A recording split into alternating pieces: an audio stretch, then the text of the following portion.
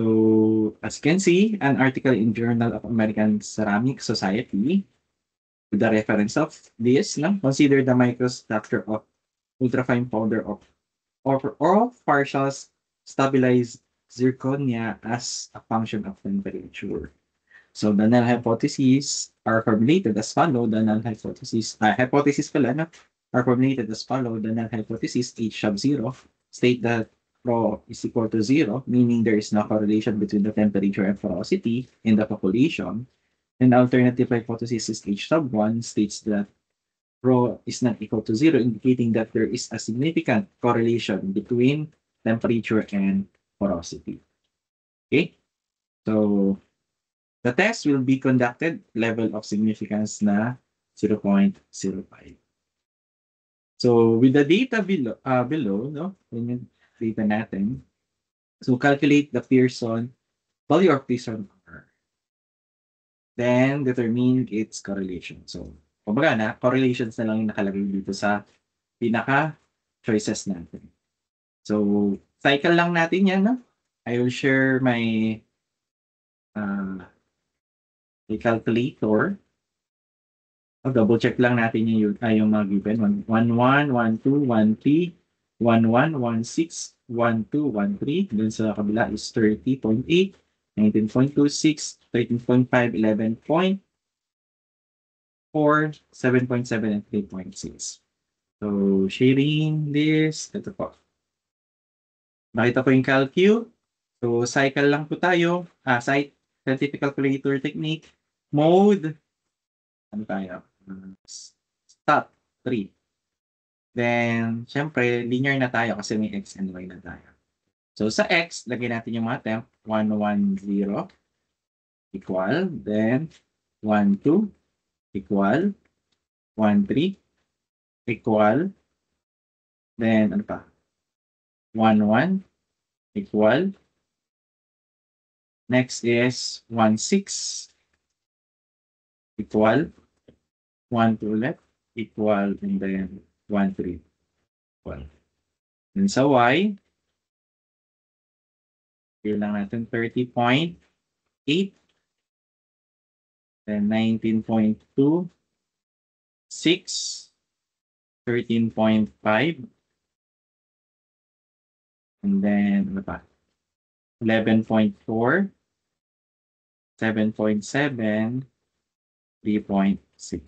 Okay. So, ang kailangan natin is R. So, type CA, ups, regression, and then 3.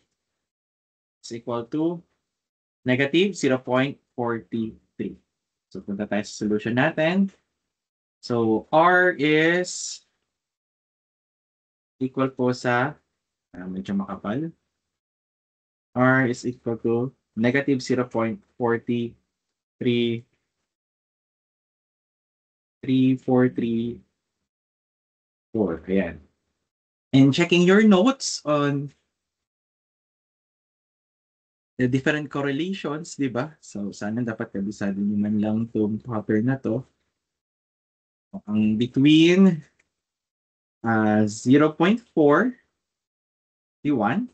to 0.70 ay katumbas niya ay si moderate. Okay? So, answer for this is moderate, letter C.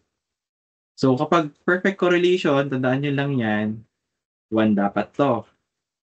Pag high correlation, dyan pupunta yung 71 to 0.71 to 0.90.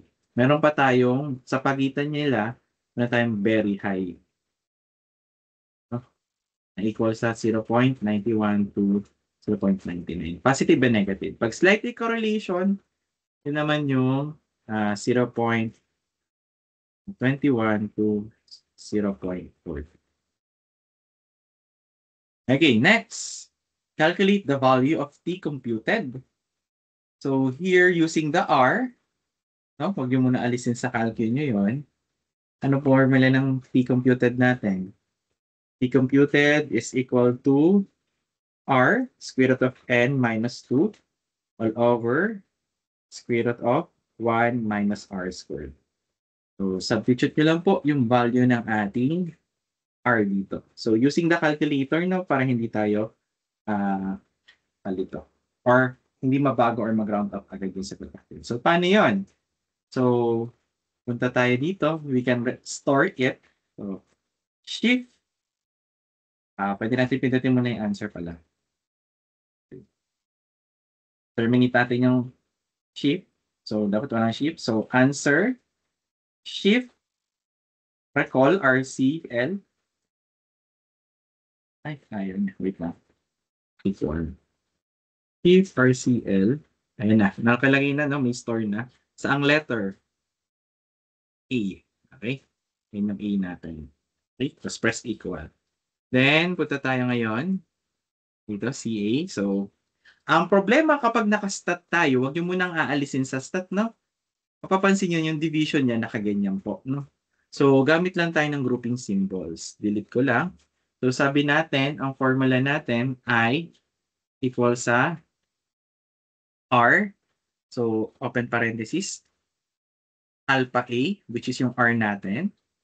Then, square root ni N, which is 7 minus 5. And then, ano po? Parenthesis, yun yung numerator natin. Divided by, ulit tayo, square root tayo ulit ng ano? 1 minus alpha A na naka-squared. Tapos, close parenthesis. Try natin, equal. So, as you can see, ang sagot ay negative 0.60. So, double check natin. 7 ba yung data natin?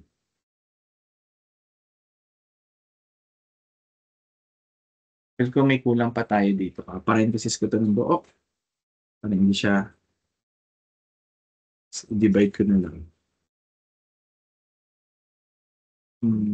Square root of 2 na lang to.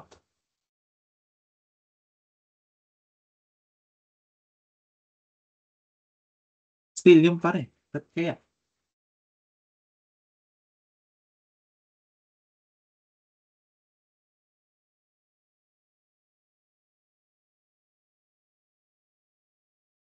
So, checking our choices, wala kasi siya sa choices. Ang nakalagay dito is 1.0. Verify ko sa solution natin sa Excel.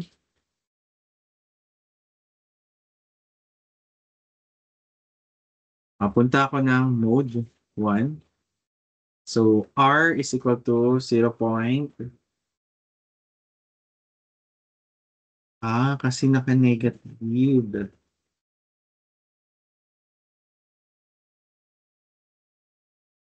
Try natin. Negative, 0 point answer. 0.434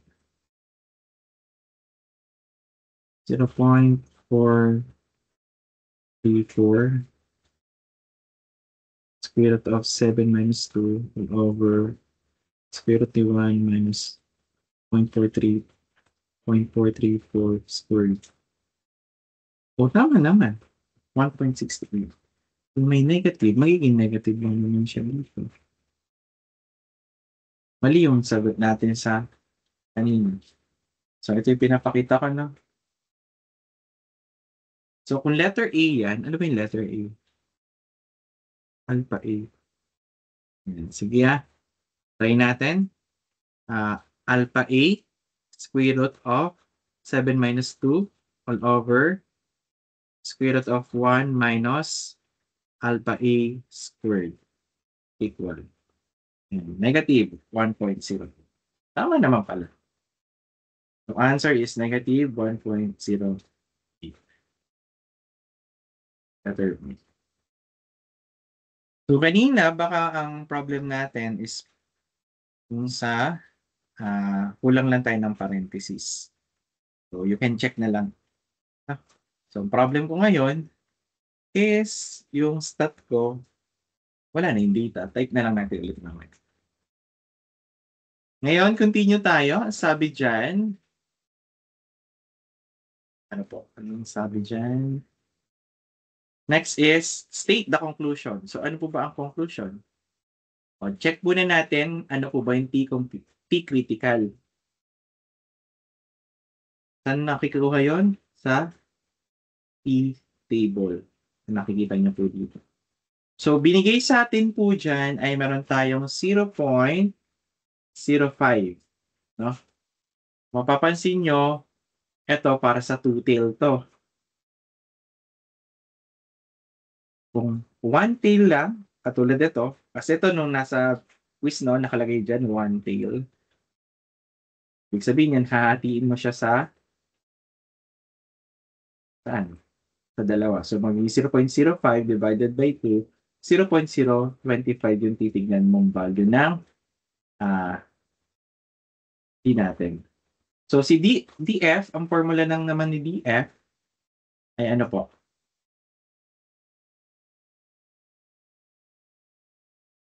Equal lang sa n minus 2. So, magiging 7 minus 2 is equal to 5. So, yan yung mga values na titingnan natin. So, 0.025, tapos 5, tapos ito yung kanyang T-critical. So, T-critical ay equal ngayon sa 2.50 to 2.5706.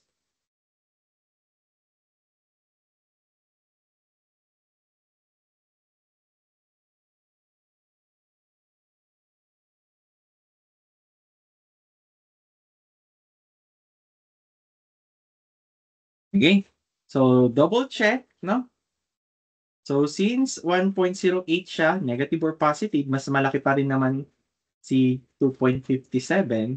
Therefore, we will not reject the H of 0. Okay? So, ang pinakatama, ito. No? So, panggulo lang po yung iba na inequalities. Now, number 12. Oh, aalamin naman natin yung linear regression equation niya. So, yan yung letter sa reg. Diba? Harapin mo lang yung A, tapos letter B. So, ano po ba pinagkaano ng letter A sa letter B? So, sige. Panoorin natin ulit tong share screen ko ulit ang aking camera for this. Para sa mga hindi pa rin nakakasunod kung paano i-type. Nasaan ba ito? Okay, so ganito lang po, no?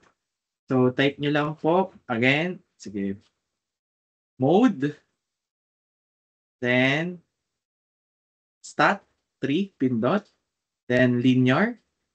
So, pindutin lang natin, 1,100. Sunod ay 1,200, 1,300, 1,100, 1,600, 1,200, 1,300. Next, 30.8, then 19.2, 6, then 13.5, 11.4, then 7.7, and then 3.6. Press AC sa Casio or CA dito. Tapos apps, regression. So, sa A and B, dun po natin makukuha yung value ng ating mga coefficient and constant. So, ano po pinagkaiba nila? So, try natin si A. Si A, dyan natin makukuha yung pinaka-constant natin. Again, si A, yan yung constant natin. So, if we have equation, ang equation niya ay y is equal to mx plus b. Baka malito kayo Yung constant natin na to, yan yung galing kay letter A. Tapos ang slope natin, yan yung galing kay letter B. Okay? So, yung sa formula natin in our presentation, iba po, ang gamit natin ay B sub 0 and also B sub 1. So, ano ang B sub 0? Ang B sub 0, ito po. Ang B sub 1, ito naman.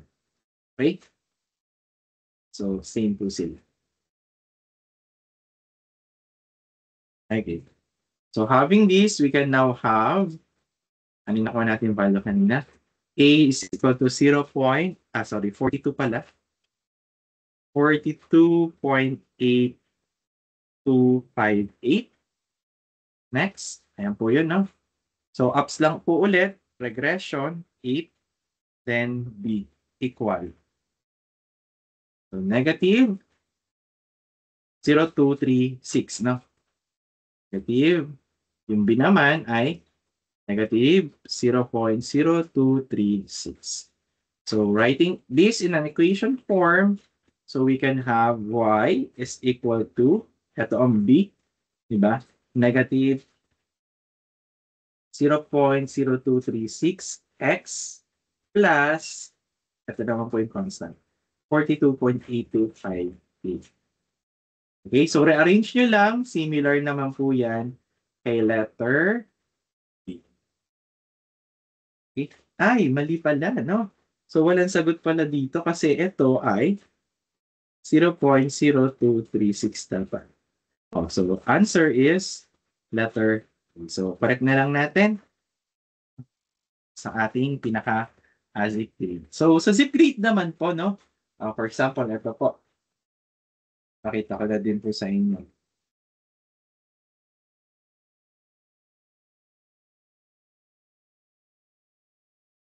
Tama ba ito yung aking quiz? For example, sa number 12, letter B ang nakalagay pero dapat letter E. Click lang natin si E. Automatic na po lahat ng set A. Ano po mangyayari? Mababago na po yung score nyo agad dun sa pinaka review papers natin kung makita nyo po yung ganyan. Okay? Sige po. Ay, pinakita ko yung score. Sorry. Pero hindi nyo naman kilala kung sino yan.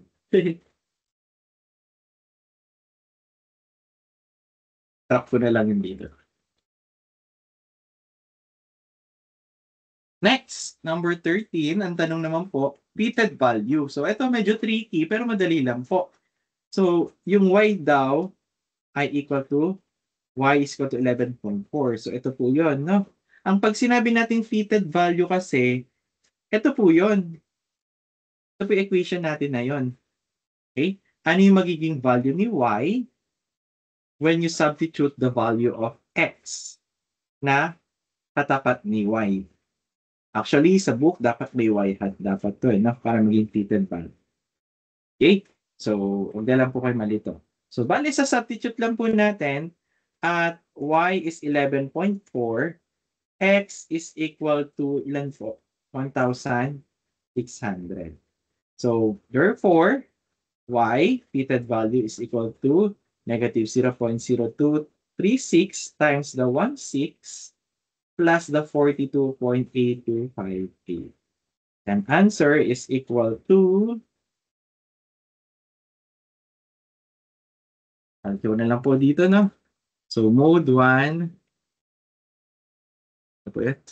1,600 times negative 0.0236 plus 42.8258. Approximately equal po dapat sa 5.0658. Okay? So, since wala pong sagot doon, na equal sa 5.0658, so rounded na to, no? Kung mapapansin nyo, letter E din po ang sagot sa part na yan. Okay? So, I-explain this set A, kung set B, set C, set D kayo. So, double check the answers, no? You can contest, no? Kung makorek mo yung sagot, no? Mas maganda kasi mas madadagdagan yung points mo dun sa part na yun. Okay? So, this is the answers for linear regression and correlation. So, for other answers sa part ng mga quiz natin, so watch nyo lang yung ibang video. Okay, thank you.